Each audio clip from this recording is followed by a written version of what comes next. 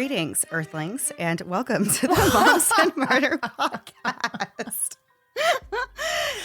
This is the Moms and Murder podcast. We have a different intro there. Everybody says they want a different intro until we do a different intro, and then they're like, no, not like that. What are you guys doing? So, hi, everybody. It's me, Mandy, and of course, my lovely co-host, Melissa, is here with us today for this very, very crazy episode that we have. Hello, Melissa. What is going on? This story has me just feeling all out of sorts. I am concerned. This feels like an intervention. I don't know what's going on. Wow. Yes, this story is truly something else. You've never heard of it. I've never heard of it. I came across it like looking for new stories. Wow. Just wow. Yeah, that's all you can say. I had no idea until I really started diving in that this was going to be as crazy of a story as it has turned out to be. So I am super duper excited to get right into it this week and just waste no time. We don't have anything important to say anyway, right? You are coming in hot this episode. I love it. Hey, I'm just trying to hit all those points. Get right to the point. That's what we're doing here today. All right. So as we said, we haven't even really gotten started. And I already think this is going to be one of our favorite episodes that we've ever covered, or one of our favorite cases that we've ever covered, because it truly is stranger than fiction. We've joked on the show before about my love of silly conspiracy theories, and it's not that I believe in them. I just like reading about different ones, and I find them fascinating and fun to follow. If anything, it can be great material for a laugh or for a good joke. Some of these conspiracy theories out there are so ridiculous, though, that I really can't imagine anyone actually believing in them. But today's story proves that there are people out there with some bizarre beliefs, and these people manage to find like-minded followers, and then, boom, next thing you know, you've got a cult. It's like the perfect recipe, really. Yeah, seriously. So, I'm sure the steps to that process are a lot more detailed, but in our story today, ending up in a cult was the end result for a man named Stephen Mineo. And just what kind of cult was this? The kind that fears reptilians and the new world order that the reptilians are allegedly ushering in. So when I said this might be one of my favorite episodes of the podcast, I meant that it's because I get to take this opportunity to explain a little about these specific conspiracy beliefs and how they pertain to this very bizarre case we have to share today. Of course, we could just get right into the story and tell you what happened, but understanding the level of bananas behind the madness really helps put this whole thing into a better perspective. So without further ado, and much to my personal excitement, I have perfectly set Melissa up to tell you all about reptilians. So just a side note here, if you are a Patreon patron and have been for a while, you have probably heard some of this next part on Patreon. We did an episode a long time ago about conspiracy theories, and there was a little portion we did on reptilians. So I did recycle a little bit of that research, and if it sounds familiar, that is where you have probably heard it from. Oh, gosh. And I chose to forget everything I could about this. So this is basically all new information for me. So disclaimer, this is a very surface level explanation of what this conspiracy theory is all about. And we're not dedicating this whole episode to explaining it at length. But honestly, believe us when we say you can find a ton of information about this on the old Goog. A ton. Yeah, more than you want to.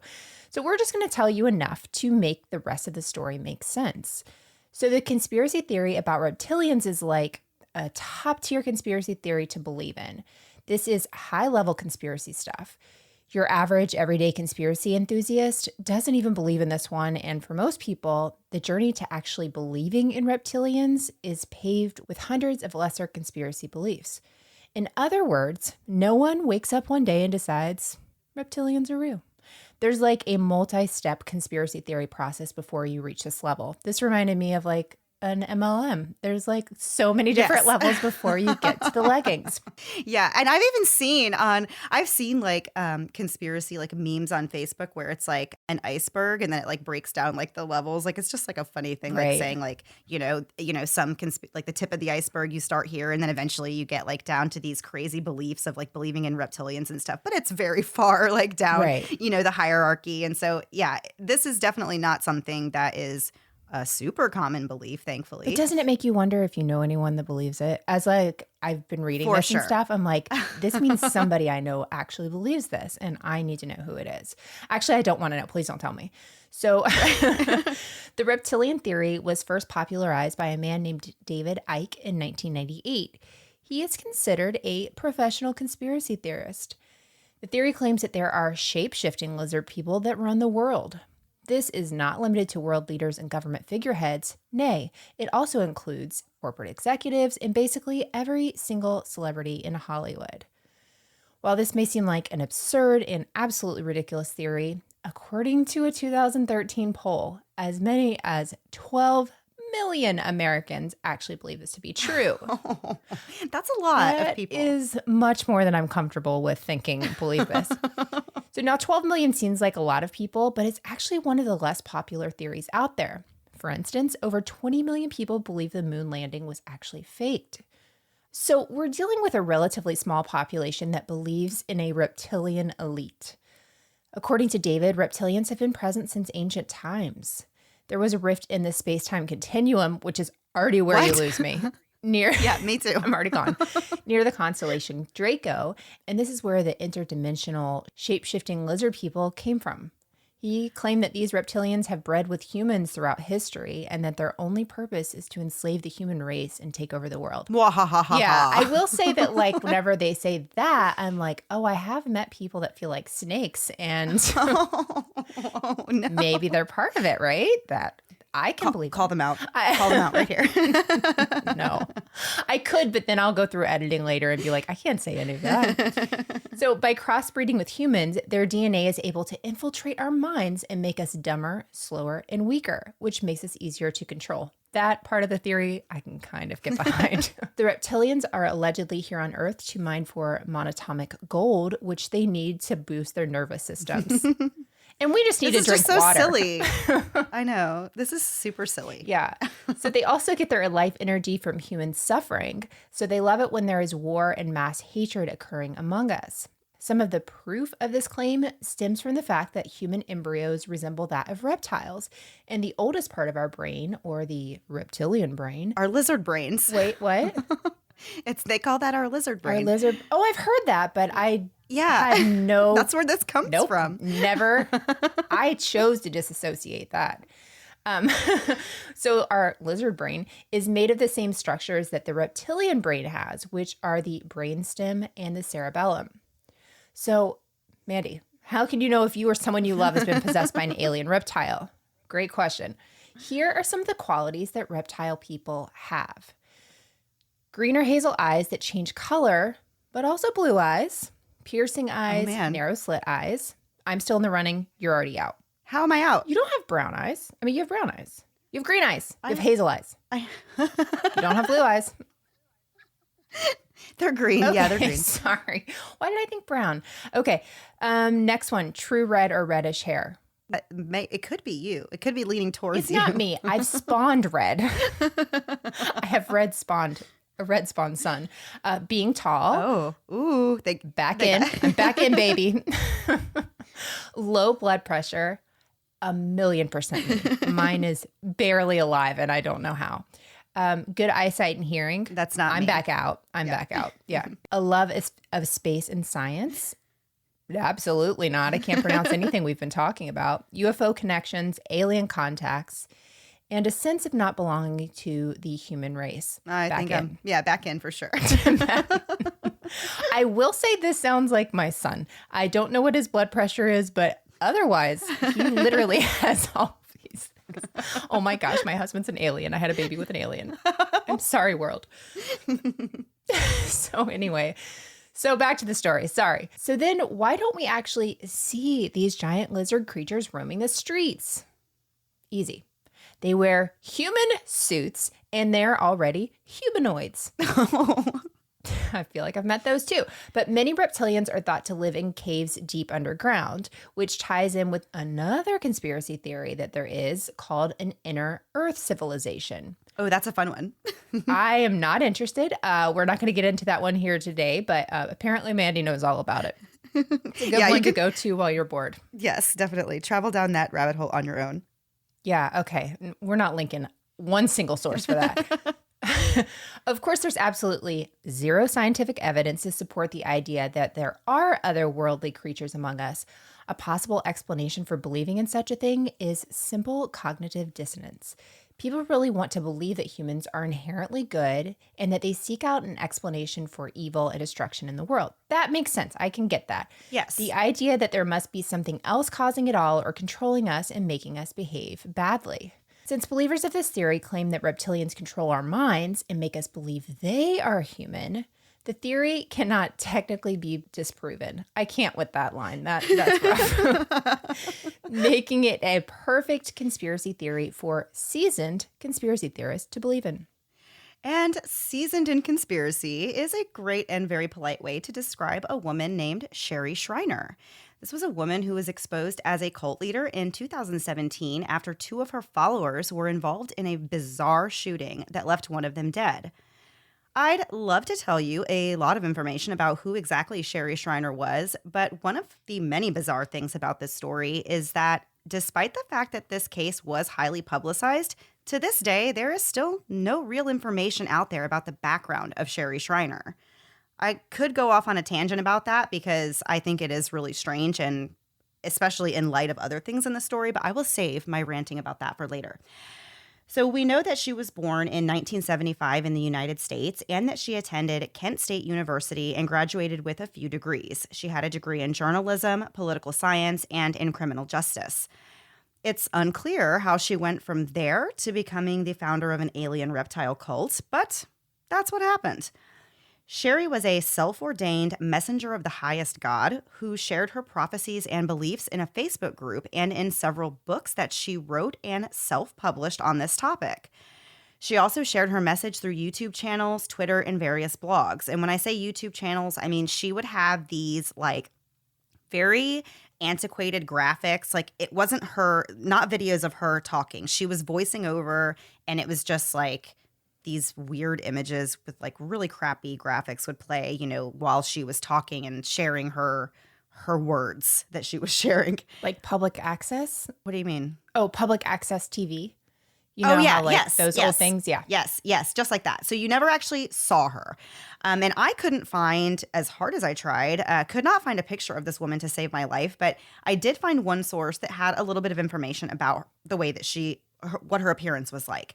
It said that she was in her late 30s to early 40s during the events of our story, and that she was 5'4", 110 pounds, and had a size 5 shoe. So she was a pretty petite woman. The same source also said that she had black eyes and black hair. So I immediately got this like image. I don't know, Melissa, you're not into scary movies, but that old movie, The Ring, where the girl with the black hair comes Terrifying. out of the TV. I've seen it. That's what I was picturing when I heard this description. I Like hate that it. she's this very tiny woman with black hair and black eyes. Like I immediately thought that's the girl from The Ring.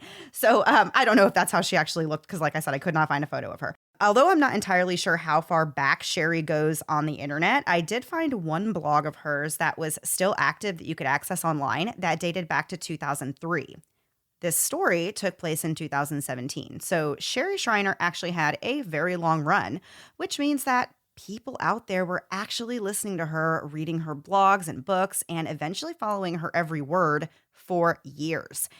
And what exactly was it that she was preaching? Well, it was that the New World Order was working with aliens and demons to take over the world, and that reptilian aliens pose as humans and dump snakes down people's throats to steal their souls.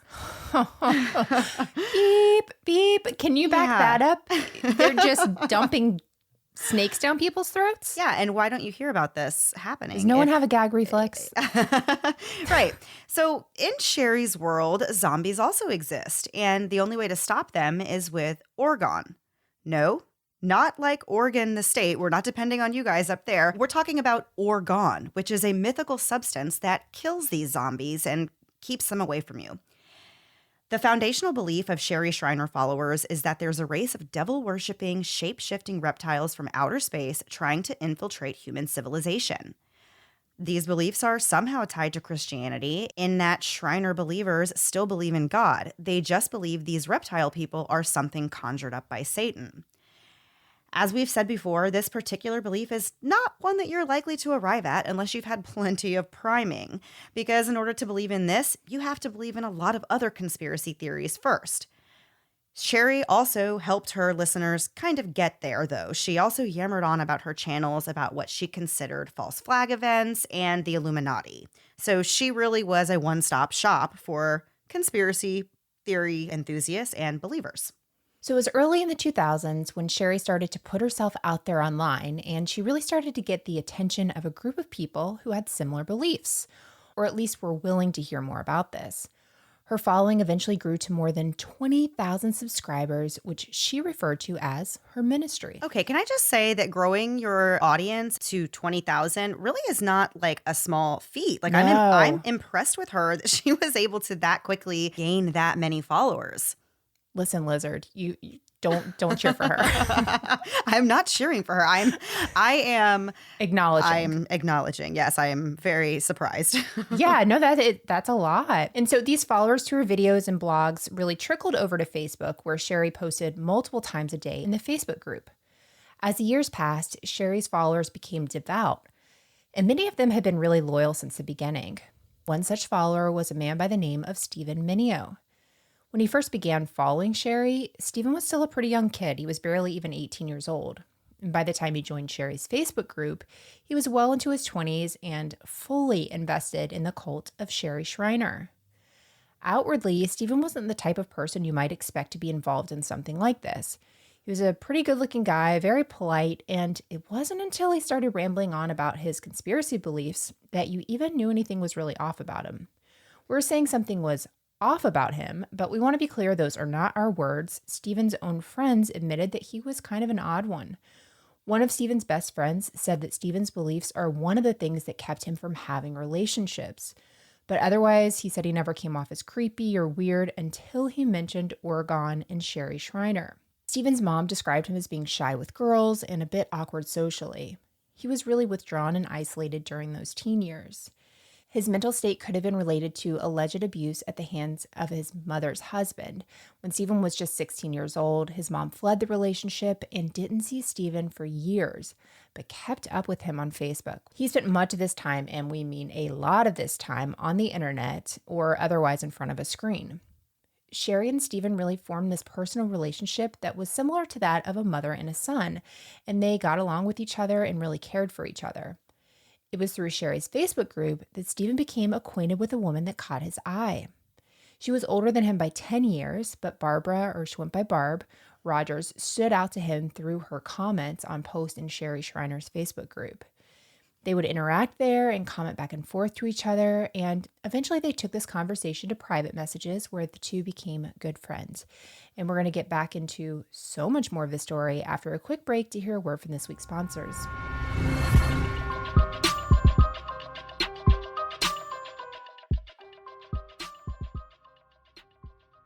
We all have heard the benefits of adding ginger to our diets, but not everyone has a taste for ginger. So we were excited to learn of the amazing benefits ginger can have as an essential oil as well. That's why we're using ginger. That's ginger with 2 J's. Ginger is a new, high-quality and all-natural ginger essential oil that we are obsessed with.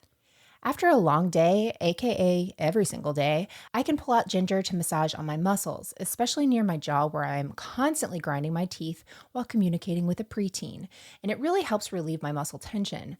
And unlike other essential oils, ginger contains jojoba and evening primrose carrier oils, so you can use it directly on your skin. Ginger can also be used in a diffuser to get the same benefits like mental clarity or soothing sore muscles after workouts. What really stands out with ginger is that they use a special extraction process that helps remove micro impurities, which means I'm getting a higher purity ginger oil than I could find anywhere else. For any moms who are pregnant or breastfeeding, just make sure to check with your doctor before trying this amazing essential oil. Trust us, you'll love ginger as much as we do. And right now we have an amazing deal to get you started. 20% off your first purchase, but you have to go to jinjer.us/moms. Don't wait. That's ginger with 2 J's.us/moms. I think we'd all agree that making changes to live a healthier lifestyle can feel astronomical, but it really doesn't have to be that way. Making small changes, even one at a time, can add up really quickly. And if you're looking for a way to start in your home, might we introduce Grove Collaborative? I'm sure you've heard us talking about Grove in the past, but that's because we are huge fans of them and really love that we can have things like personal care and beauty products sent directly to our homes. If you want to go green but you don't know where to start, you've come to the right place. Grove wants to make it easy for you.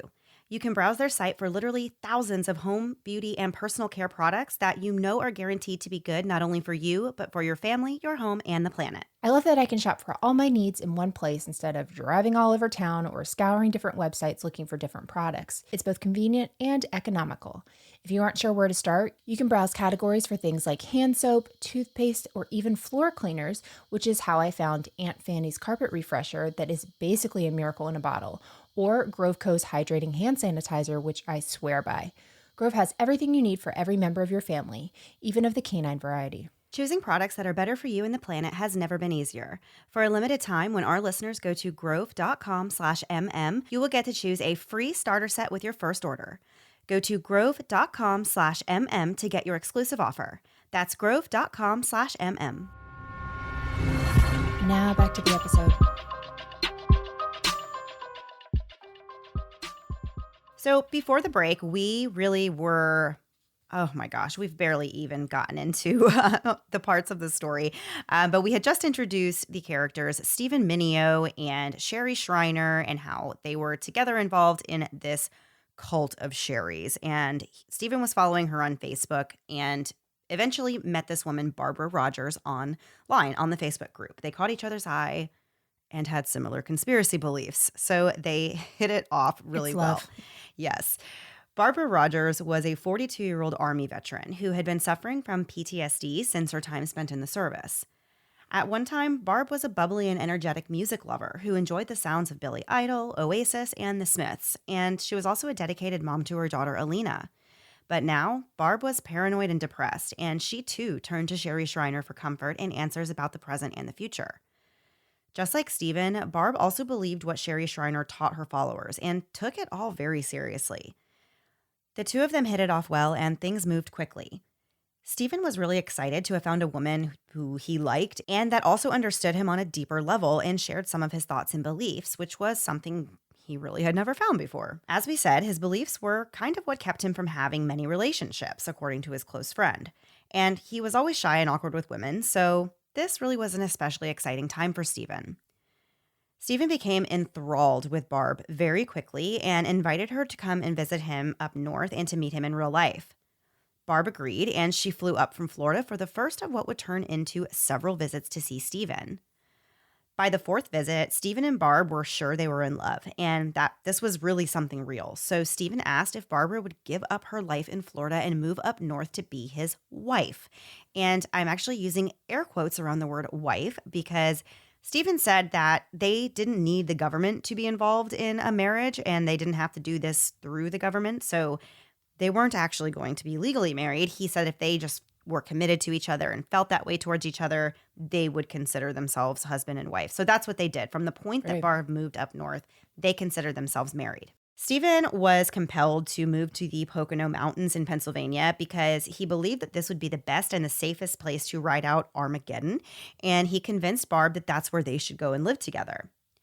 Prior to moving to Pennsylvania, he lived in New York and New Jersey, where he grew up in a completely different way of life than the one that he eventually cultivated for himself and for Barb in the mountains. According to Barb, it was actually a great life. They lived in a tiny, tiny, tiny studio apartment. It had a bathroom, but otherwise it was just one little room where they had a bed and a small kitchenette area that was set up. At this point, though, Barb said that not only was she in love with Stephen, but now she actually needed him because she literally gave up everything that she knew back in Florida to start a new life with him. And she barely even knew this guy, and she met him on the internet, has now, moved states for him. So Right. not only does she really actually care for him, but she really is depending on him now. She actually needs him because she doesn't have anything up there. But Barb said that they were very happy and very much in love, and those who knew them did seem to agree that they were quite taken with each other. Although Stephen's circle of friends also said they thought something was odd about the relationship, they couldn't put their finger on it. Mostly, I think they just couldn't figure out really what Barb's motives were in the relationship with Steve. As we said, she was about 10 years older than him, and they were thinking maybe, maybe she's not quite all there if she believes in some of these same conspiracy theories that Stephen is always talking about. So they did have some concerns. But Barbara hadn't come from a long-standing background in conspiracy theories, the same way that Stephen had basically grown up with them after he started following these various conspiracy theories while he was still a teenager. Barbara came from a completely different background. As we said before, she was in the Army for a time, and she really seemed to have her life mostly together. Before joining the Army, Barb did have a bit of a rough time after she got pregnant by a man she met at the Job Corps. Barb gave birth to a baby girl, Elena, but the relationship between herself and Elena's father didn't work out, and the two split a short time after Elena was born. After that, Barb sent Elena to live with her mom, who was Elena's grandma, while Barb joined the Army and tried to get her life back on track.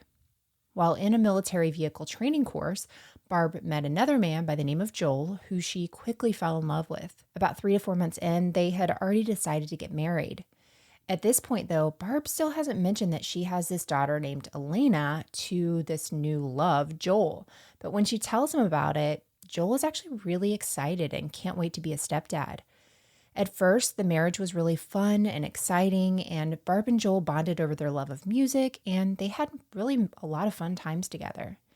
Eventually, the couple had a baby boy of their own who they named Gabriel. It was sometime after Gabriel was born that Barb's mental state began to take a decline. Joel said things became really darker and that Barb became more and more sad. Her mental state deteriorated to the point of depression and psychosis, and she believed that she was hearing things at night. She arrived at the idea that demons were out to get her, and so she started contacting the chaplain on post to help her get rid of them. Barb was a lifelong follower of the Christian faith, and she was raised in church, so she believed that whatever was upsetting her was actually a force of evil. Barb was very adamant that she wanted help from these perceived beings, and she became suicidal when her symptoms could not be helped. One night, Barb sadly did make an attempt on her life. It was her young son who noticed her crying hysterically and went to get his dad, Joel, to see what was wrong. When Joel approaches Barb this night, she tells him that it was quote-unquote over and that she had just taken a lot of pills to end her life. Joel immediately calls for an ambulance to come get her, and while he's on the phone calling for help, Barb actually grabbed a bottle of bleach and drank what Joel called a lot of it. Wow. Yeah. That's terrifying. So sad. It is. Yeah. She was taken to the local military hospital and treated and was later given a medical discharge, and the couple really tried to retain some semblance of a normal appearance in the Army. But things only got worse. Joel seemed to be really heartbroken that things went this way. He really still loved and cared for Barb as the mother of his children and the woman that she was when they first met. Barb eventually spiraled down a path of no return, and Joel divorced her sometime around 2010 or 11.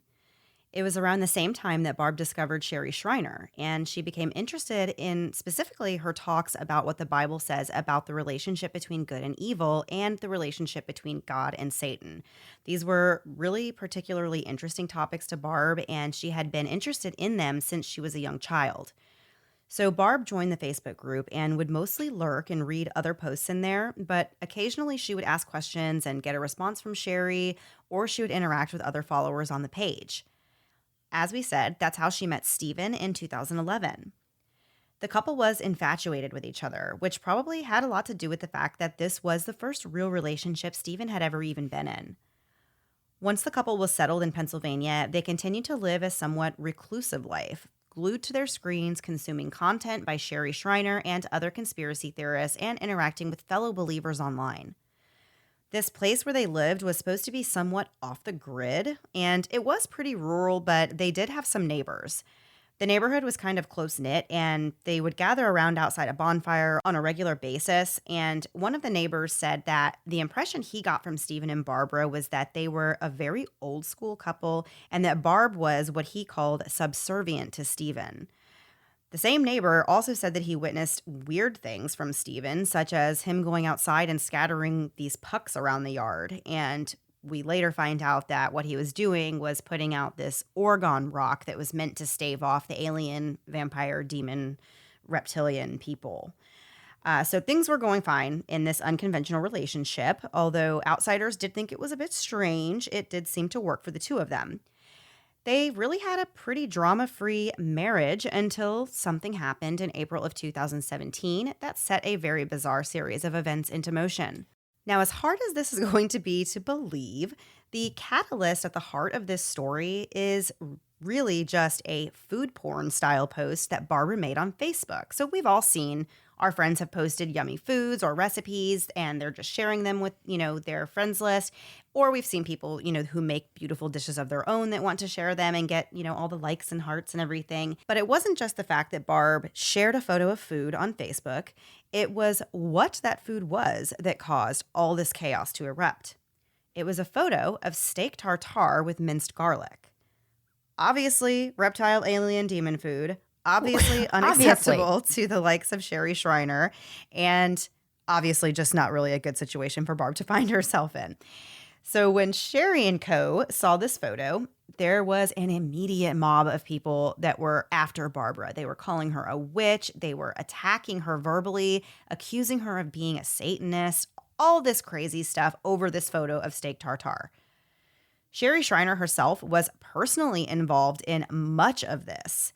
She posted on her social media platforms to all of her followers about this, about this random woman posting steak tartare. Now, Sherry Shriner is announcing to all of her followers that this woman has done this. And she was asking the question, what Christian girl goes around ingesting raw hamburger meat? I don't eat raw hamburger meat. I mean, that's not even what the picture was. It's steak tartare. Exactly. So it's not like she just went and got I don't know. Anyway. We'll set that aside. In one of Sherry's YouTube ramblings, she said, quote, "There's only certain types of people who crave the raw meat because they crave the blood, those with the vampire demon in them." End quote. Okay, so I guess people who like to eat their steak, anything under well done, I hope that's not the reason. Good grief. That's oh my goodness. Okay. I was wondering why I couldn't see my reflection in the mirror anymore. Right. First of all, medium rare steak I've eaten. Seriously. So Sherry Shriner tried to warn Steven that he really should get Barb out of his life because she's possessed and she's actually a reptilian masquerading as a human girlfriend for Steven. Just terrible. And as you might imagine, this isn't the sort of thing that Sherry is just going to let go of. There's no way she's just going to have a reptilian infiltrating her little circle, which, by the way, she said was not a cult. At all, in the slightest. So, out of curiosity, has anyone running a cult ever said this is I'm a running cult? a cult. Yeah. Yeah. I feel like first rule Yeah. of cults is we don't acknowledge this is a cult. Right, exactly. So this issue over this steak tartare escalated. The online attacks against Barbara were vicious. And can you imagine people you post a picture of a steak and people are like, "You're going to hell. This is you're Listen, a demon. This I is a get what?" upset. I get upset when people post on anything that we share and say that we pronounced a word wrong. So no, I cannot imagine people coming after me and saying these kind of things and being relentless about it and nasty and hateful. Oh my gosh, what a stressful situation for her. Yeah, I can't. Oh, it's super upsetting. So Sherry claims that she always had this bad feeling about Barb and thought she was really no good from the beginning. She allegedly never approved of this relationship between Barb and Steven. Some theorize that Sherry felt threatened when Barb came into the picture. She felt like this relationship and maybe her influence over Steven would change now that he had this girlfriend. In light of these online attacks against his wife, Steven stood by Barb's side and defended her. He said it was absurd and totally ridiculous to claim that Barb was anything other than a human being. He was super offended that Sherry and other members of this group were saying such things about Barb. Instead of listening to Sherry and banishing Barb from his life, Steven went a different direction with it and began to openly criticize the cult, refusing them to continue to disrespect the woman he loved. I will say, when I got to this part of the story, I did not think that's where it was going to go. So kudos to Steven for he really was trying. I mean, it's clear that he really cared about Barb and, he was personally offended that they were saying these kinds of terrible things, especially because he does follow these beliefs and he knows, what that would mean, if that were true. So of course he's like, absolutely not. Like, don't say that. Terrible. So that's like the worst thing you could possibly say about his wife, Right. So over a month after this photo of the Tartar was posted, the allegations of being a reptilian were still going on. And Barb actually made another Facebook post to try to defend herself. She said, quote, "I like to try exotic foods, and I will continue to do so. It's fun and does not make me some inhuman entity. To think I am is quite laughable indeed," end quote. Steve found himself in a position where he's going to have to choose. It's either Barbara or Sherry Shriner, and he chose Barb. However, this was really anything but an easy thing for Steven to do. Keep in mind, he's been following Sherry since he was a teenager, and as crazy as the things that she's said were, he really believed in them and he believed in her. So breaking ties from Sherry and this cult was very, very upsetting for Steven. He was really heartbroken over it. Steven turned that grief, though, into anger and actually directed it at the cult itself, taking to YouTube with several videos in which he attempted to expose Sherry and her cult. These videos were titled things like, "Sherry Shriner exposed by her own followers," and "Sherry Shriner is extremely desperate that she's been exposed," and lastly, "Sherry Shriner supporters are mentally sick," end quote. And we still have more to get into, and we will after one last break to hear a word from this week's sponsors.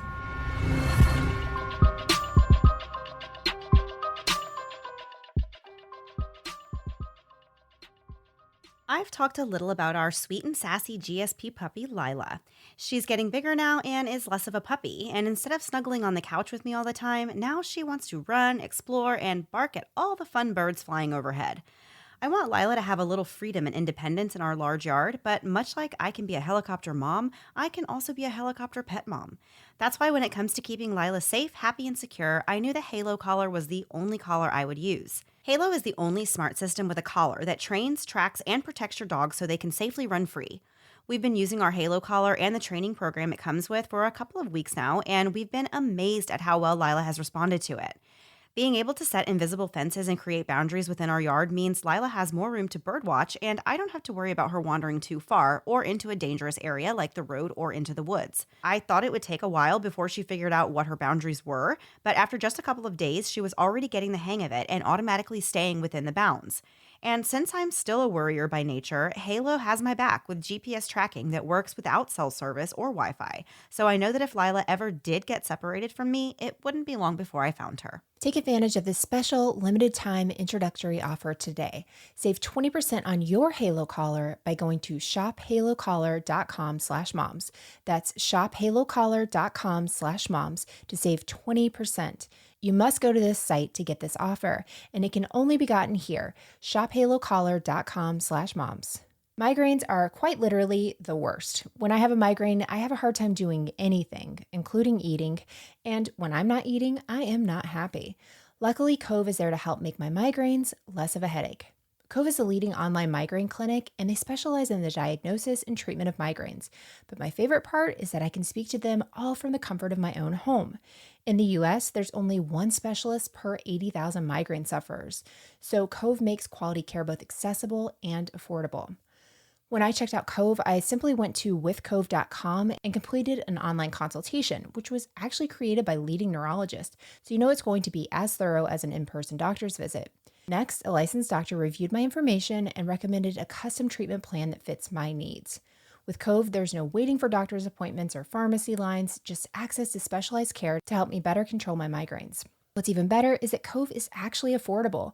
Their doctor's fees and prescriptions are as little or even less than most insurance copays, with prescriptions starting at just $10 a month. With Cove, you can actually have more migraine-free days. Go to withcove.com/mm for 50% off your first month of medication and free 2-day shipping. That's 50% off your first month of medication and free 2-day shipping at withcove.com/mm, spelled withcove.com/mm. Hey guys, as you know, I'm someone who loves knowing a little about everything. I love the news, I love entertainment, I love it all. But sometimes I don't have enough time to get all the information, all the little details and the minutia of everyday news because my goodness, it's constantly going. But thanks to the Newsworthy podcast, I can get all I need in little bite-sized pieces. So if the stress of the news is getting you down, but you still want to know what's going on in things like the election, check out the Newsworthy. And in these 10-minute episodes, they're just on the go listening. I can listen to it quickly on a walk, on my way bringing my kids to or from school or one of their activities. When I'm in line at the grocery store, there's never a wrong time to listen to the Newsworthy. But if you feel bogged down by the news and kind of the negativity of it, but you still want to be informed on what's going on, the Newsworthy is the place to do it. Erica at the Newsworthy is an independent journalist, and her team does really all the hard work and research for you. I love that the episodes are so well-rounded, and there will be fun stuff like tech or big stories, but the way Erica gives this, efficient and neutral overview of the news, and in just 10 minutes each weekday, it's perfect. Just search The Newsworthy in your podcast app or go to thenewsworthy.com to start listening. Again, search for the podcast The Newsworthy, 2 words, The Newsworthy, to make staying informed easier and more enjoyable every weekday. And now back to the episode.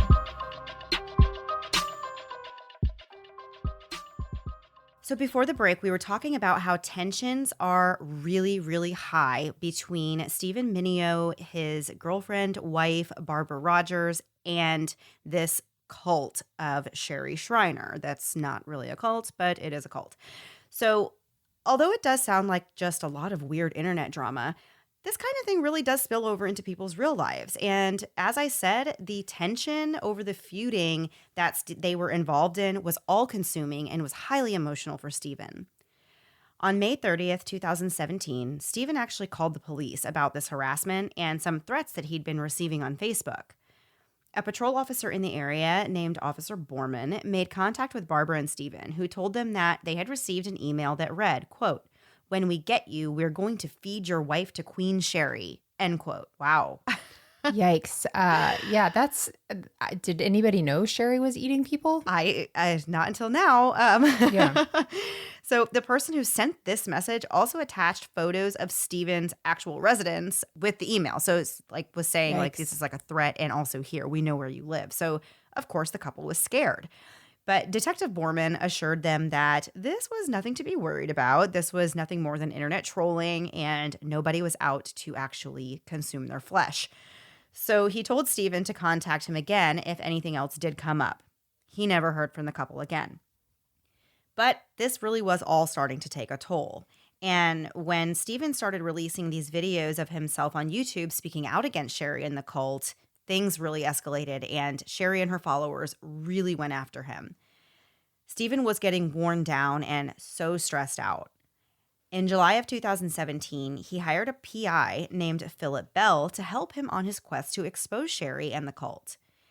He was asking for specific things, like he wanted a photo of Sherry smoking cigarettes, and he also wanted a video of Sherry where somehow she admitted that she was who she was. So of course, she's not supposed to know that she's being recorded by this PI, but he wants her to somehow be set up where she's saying either her name, or she's admitting, or whether he calls her name and she looks over, somehow acknowledging that she is Sherry Shriner in the video. So these are the things that he's requesting. And is that basically because nobody really knows what she looks like? I am not sure on exactly why he wanted these things. I think the cigarettes was specifically because he was trying to prove that she also went against the teachings that she was preaching about having to not do certain things, or, certain things not being holy enough, and whatever. So I think he was trying to prove that she was a hypocrite and that she was a fake. And that was kind of his journey he was on, to prove that she was this false prophet and that she doesn't even live by these things that she says. Wolf in sheep's clothing, all of that. So that's kind of where he was going with this.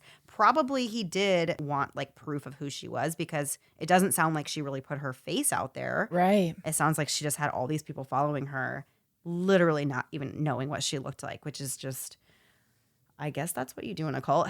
It's just crazy to me. Yeah. I don't know. So Stephen told Philip the address of the P.O. box that Sherry would post on her channels, where she collected donations. And he wanted Philip to kind of go there and wait it out and see if he would spot Sherry going there. Philip, hearing this, of course, he's an experienced and professional PI, and he's thinking, this is going to be so easy. He basically said, I don't care if someone comes to me and says they want a picture of a person smoking cigarettes. I don't care what they're going to do with it. Hey, I will get the photo, like it doesn't matter to Yeah. me. And he's thinking this is going to be really, really easy. He had no idea what he was really getting into. But he told Stephen that this job was probably going to take about 20 hours and it was going to cost $1,700. Of course, Stephen doesn't have $1,700 just laying around to pay somebody to go and hunt down Sherry for him. So he's like, what's the least amount of time that you will take my case for? What's the lowest amount that you can do? The PI said, I can do 4 hours of work minimum for one case. So Philip said, okay, he took it on. He had 4 hours. He did find a physical address for Sherry that was not a P.O. box, and he decided that he was going to go out there himself and check it out. So he drove out there, and the house had this super duper long driveway. You couldn't even see the actual residence from the road because of how long the driveway was. The house was actually in the bushes and trees. You couldn't see it on Google Maps. You couldn't see it just on a drive-by. So when he went there, he really couldn't see much. He didn't see any activity outside. He didn't see Sherry. He went there a second time and tried to see her again. Also was kind of a strikeout. Didn't really get anything. Right. Stevens only paid for 4 hours of time, so this is really as far as this private investigation went, and Philip never heard anything about it again. So, I mean, that kind of stinks. You paid for your 4 hours and you got the guy to Nothing. do a drive-by and got nothing. Yeah, so didn't go anywhere. But Stephen was, without a doubt, still very much in emotional turmoil over all of this. He was engaged in constant back and forth with Sherry, exchanging hateful messages and emails. On July 15th, 2017, Stephen spent most of the day participating in this back and forth, but later that evening, Barb convinced him to go out to a local bar to get a drink and just to kind of relax a little bit, take the edge off, get your mind off of all this Facebook drama, this reptile cult business. Let's just go out and have a nice night. So they ended up going out and staying at this bar until the bar closed down, and then they went home. According to Barbara, things were normal that night and they were happy and they had a great time. But hours later, she would be calling 911 in a panic. When the couple got home from the pub that night, they were a little buzzed from the drinks that they had had earlier, and it was really getting late into the night. Barb said that she was just tired and she wanted to lay down and get some rest, but Stephen insisted that she go outside into the backyard with him while he practiced shooting his gun. The apartment where they lived actually backed up to the woods, and Stephen liked to go out there and practice shooting from time to time. So Stephen loaded up his gun and they went outside and he fired off a few rounds into the night. When the couple got back into the apartment, things took a bizarre turn. And for this part of the story, we really only have Barbara's side of things to go by, and it sounds really off the wall when you hear it, at least at first. According to what Barbara later told authorities, Stephen began acting erratically inside the apartment, and he allegedly placed a gun into Barbara's hands and told her to pull the trigger while pointing the gun at himself. Barbara said she was horrified and obviously did not want to shoot Stephen, but his hands were wrapped around hers on the gun, and she said he squeezed her hands, causing her to pull the trigger, fatally shooting Stephen in the forehead. And if you got whiplash from how quickly that came out of nowhere in the story, welcome to the club. It really did happen that fast. Wow. Yeah, 1 second Stephen's alive in the room with Barb, and the next second he was shot dead, and Barbara seemingly had no idea how this had just happened in the blink of an eye. Once Barb realized she had just shot her boyfriend to death, she dials 911 and hysterically tells them what happened. She said, quote, "My boyfriend, he had a gun. He grabbed me and he told me, here, put this here. He grabbed me and he told me, here, press this trigger. Oh my gosh, he's dead," end quote. She said a couple times that she had hoped that this was a nightmare and she could not believe what was happening. From the very beginning, Barb admitted to being the one that was holding the gun when it went off. But her claim was that Stephen told her to pull the trigger and shoot him. She said that in the struggle of trying to let go of the gun while Stephen had his hands around it, it went off. According to Barb's account, this was a complete accident and she had no intention of ever harming or killing Stephen. Emergency personnel were immediately dispatched to the apartment. Oh my goodness. As I was researching this story, I kind of vaguely remembered hearing about it back in 2017 because I remember thinking what a crazy situation it was that what her story was, that he was pointing Right. the gun at himself. They both had their hands around it. It was just this chaotic time where she's trying to let go of the gun and he's got his hands wrapped around her hands and the gun goes off and she's like, oh my gosh, what has just happened? I remember thinking, I need to pay attention to what happens in this story. Apparently, I never did because I didn't know about all of this other stuff that has come out Yeah. since then. So I'm very happy that, we're talking about this story today. But yeah, what a bizarre, can you imagine what a bizarre call for a 911 operator or for the police to respond to and just not really even understanding exactly what is going on here. Right. It just sounds totally chaotic. And you have this person, you sent me a clip of the 911 call, and she is hysterical and not in a way that I think we hear some 911 calls. Like, I genuinely believed her just shock and, Me too. wherever it was coming from, she was in shock and freaking out. Right. She really sounded like she just did not know what just happened. She had Right. not processed what had just happened fully. So Detective Lucas Bray was on call that night that this came in. His partner, Detective John Borman, was a 20-year veteran of the department, and he lived close to the address, so he started making his way over there. He met up with Detective Bray ahead of time so they could listen to the 911 tape together. These detectives, when they first heard the 911 tape, did not agree with Melissa and I about Barbara sounding genuine on the call. They thought that she was acting and exaggerating her emotions, and they were confused, as I said, by what was even going on. Did she kill him? Did he kill himself? These were all questions that they needed more information to answer. When officers arrived, they found Stephen Mineo dead on the floor with a single gunshot wound to the forehead. Based on what the officers could see, it appeared that the gun was fired at extremely close or point-blank range. There were no signs of a struggle or any indication that an altercation took place, and it didn't look like Stephen's body had been moved or touched at all. There was a Glock 45 laying about 5 feet from the body, but Detective Bray thought it looked like the gun could have been placed in that position. Could or could not, maybe. The officers again asked Barbara what on earth happened here, and she told them that her boyfriend had been upset over an ongoing feud with an online cult and that he pointed a gun at himself, forced it into her hands, and then made her pull the trigger.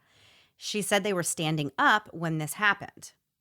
Just based on what the officers could see with a preliminary look around, they believed that Barbara was either lying or incorrectly remembering what happened because the position of Stephen's body led them to believe that he was actually sitting down at the time he was shot by Barbara, who was standing up in front of him. So this was definitely one of the stranger cases that Detective Bray had ever been a part of, but he wanted to interview Barbara with an open mind and really hear her side of the story. So Barbara went with the officers to the station for questioning. She told them again the same story about how the shooting was a freak accident, that it all happened so quickly, and she did not intend to shoot her boyfriend in the head. She told them about Sherry Schreiner and the cult-like following that she had, and she told them that the last few months had been really, really awful, and there had been a lot of turmoil because Sherry and the other members of her group believed that Barbara was a reptile vampire, and they had been relentlessly harassing her and Steve about it. According to what Barbara was telling them, it sounded like Steve had become so distraught over the ongoing battle with the cult that he wanted to end his life. And in a manic state, he ordered Barb to shoot him and then forced her to do it. But the story she gave about the two of them standing up when the gun was fired didn't match the evidence at the crime scene. And that made the officers feel like maybe Barb could be lying about that and about other things as well. Despite Barb's numerous statements to the effect of this being an accident, the investigators refused to accept that as an answer and continued to interrogate her until eventually a very dazed and confused Barbara admitted that Stephen was sitting on the floor when she accidentally shot him. At multiple points in the interview, Barbara stated that she was tired and scared. When one of the officers told her that they believed she had done this on purpose, Barb said, quote, "No, I would never shoot him on purpose, but it is possible he was sitting on the ground. It all happened so fast," end quote. I feel like this makes total sense. So a few months ago, I had to call 911 for something I'm not involved in, my family's not involved in, something I saw. And having to give a statement to the police and they're asking and talking me through things, it's so hard in that moment to even Yes. remember.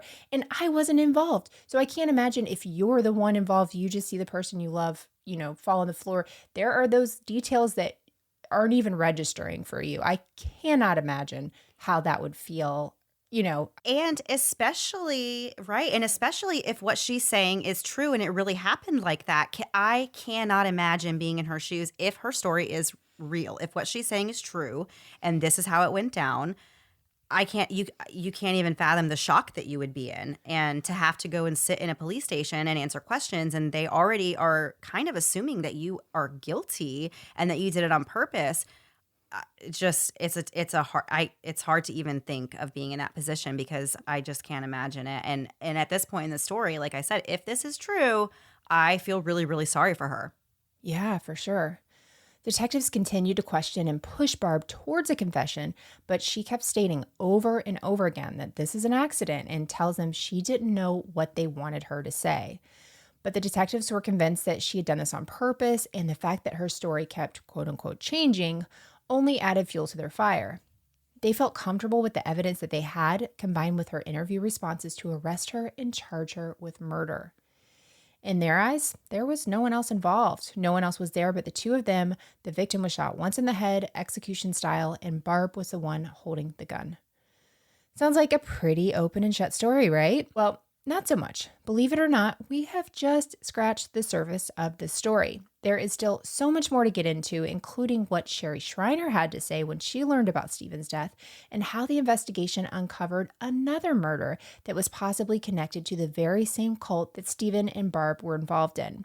For as many wild twists and turns as we've already experienced, there are still just as many more to come. And we're going to get all into that next week in part 2 of this fascinating story. We hope you will come back for it. It's cray-cray. We do hope you will come back for it. There is honestly so much to get into. I cannot even wait. We haven't even gotten into the investigation, and it's so much more to the story. So yes, please come back next week for part 2. Melissa and I were talking before the episode started that we don't really love doing 2-part episodes. I would rather just get it all into one. But as I got into this one, I was like, nope.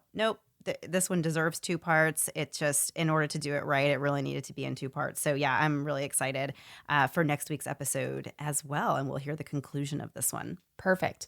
Mandy, before we go, do you want to do last thing before we go? I would love to do last thing before we go. Melissa, I heard that you had something fun and exciting for me today.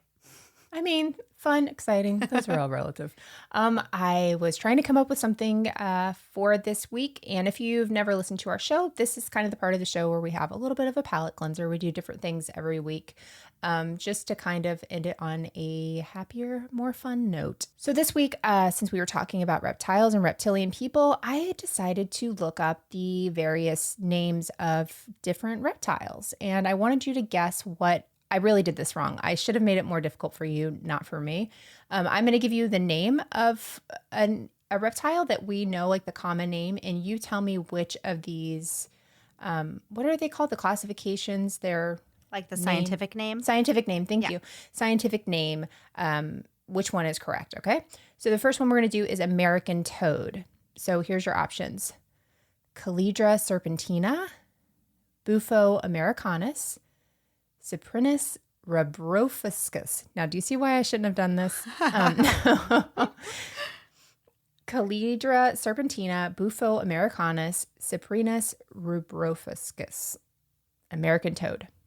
I'm going to say the second one because that's the only one that sounded like it had the word American in it. Good. Bufo americanus. Good job. The others were snapping turtle and koi. Okay. Next one. This is catfish. Is it Ictularis punctatus? Oh my gosh. Reina castabina, Cyprinus carpio. That's catfish. I think it's going to be the last one. I knew I could get you on that. That's a common carp. It was Ictularis punctatus. For catfish? Oh my gosh. For catfish. Yeah. Can't you see why we give them like other names? Absolutely. Absolutely. Okay, next one. Crab. Cultus cod, Cancer magister, or Bufo fowleri? I have to say the second one, right? Cancer magister. Good job. Yeah. Yeah. I only know that because I know that like the astrology sign Cancer is a crab. So that's like I thought you could get it. Nice job. Okay, next one. I just have 2 more. Eel is Gymnothorax mordax, Squalus suckli, testidines. Gymnothorax mordax, Squalus suckli, testidines. I hate them all. People that can pronounce these, pronounce things like this, have shut this off. They are just over I'm it. going to say the first one. Isn't that a fun one? Gymnothorax mordax. Is that right? An eel. Yeah, that's okay, it. Here is something crazy I need to say because my lovely friend Sarah, and she will probably die laughing when she hears me talking about this. She's a regular listener of the show. I saw recently, within the last few weeks, she has been on this crusade to educate people about the fact that there are no people on this earth who know how eels mate. They have never actually figured this out. I'm not even joking. You can Google it. Go look up. No, I'm wondering if I follow her Twitter and that's where I've heard that. You know what I mean? I've seen this come up in the past few weeks because I had never heard that before. Yes. Okay. So anyway, I was like, there's no way. So I started looking and sure enough, no one knows. This is mind blowing. Nobody knows how they make babies. They literally have never been able to figure it out. They don't know where they do it. They don't know how. They don't know where the babies come from. I don't know. It's crazy. So go look into that if you are interested in some kind of conspiracy theory. If you want to look into eels' reproduction systems. Yes, if you want to spend some time with that. Yeah, that's a fun science project for you and your children. So no. Gymnothorax mordax. We need to know lots more about you, I guess. Okay, Mandy, my last one. Squid. Loligo opalescens? It doesn't matter. Scomber, japonicus, or patat. Oh, I hope it's the last one. Oh, that actually means butt in Latin. I got bored pulling the names for the animals, and I was like, I'm going to see what butt is in Latin and just throw that in there. Yeah, it's Loligo opalescens for squid. Wow. But I think if you're going to take anything from this week, Gymnothorax mordax most likely means eel. I could still be wrong. I got it from a kid's reptile page. Awesome. I love those. That's so fun. So before we go, we are going to be playing the promo from our friend Bethany with the Milk and Murder podcast. She has a great podcast, great for parents with little ears around and stuff. She gives warnings if you need to turn things down or, can listen in front of the kids, all that sort of thing. She's a mom of 4 herself, so she gets that. So check that out. We're going to be playing that right after this. Awesome. All right, guys, we will see you back next week. Same time, same place, same story. Ooh, interesting. All right, guys, have a great week. Bye. Bye. Hey friend, my name is Bethany. I'm the host of Milk and Murder, a true crime podcast for busy parents that covers cases you've never heard before. I'm a single mom to 4 kids and 3 cats, and I know it can feel impossible to catch 5 seconds to cram some chocolate into your face alone in your closet, let alone to catch up on your favorite murder podcasts. That's why I knew I had to make a podcast with content guides. If little ears are around, you can know when to turn the volume up or down at just the right moment, or maybe whether it would be better to just go ahead and wait until those little nerds are in bed. Meet me at milkandmurder.com to subscribe on your favorite podcast app. Thanks so much for listening to the Moms and Murder podcast.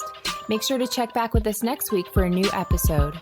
You can also find us at momsandmurder.com, where you can connect with us via social media. Please make sure you subscribe and give us 5 stars, because giving us 4 stars would be a crime. Thanks so much.